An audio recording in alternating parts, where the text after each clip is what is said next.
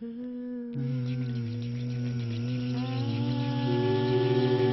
côté de chez Sam.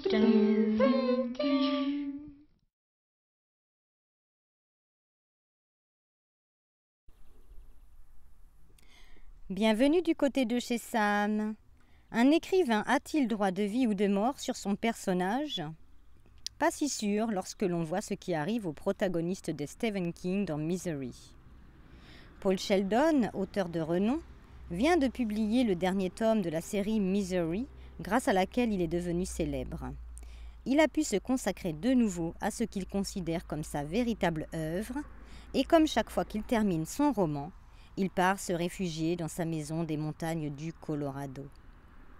Mais sur le trajet, un grave accident survient. Heureusement, Annie Wilkes passait par là. Elle le conduit chez elle, où elle met en pratique ses talents d'ancienne infirmière, d'autant plus qu'elle est la plus fervente admiratrice de l'écrivain. Mais tout bascule le jour où elle découvre, en lisant le dernier volet de l'histoire de Misery Chastain, que Paul a osé tuer son héroïne. Un roman très bien ficelé, avec une psychologie très pointue des personnages. Le style du début est quelque peu confus, car il relate le moment où Paul se retrouve dans le brouillard des effets médicamenteux. On entre ensuite facilement dans l'univers et l'atmosphère particulière du livre, Stephen King nous offrant certaines pages de ce que rédige Paul dans une police d'écriture identique à celle d'une machine à écrire, sans oublier les fameux N manquants rajoutés à la main. La perversité de Annie est parfaitement décrite.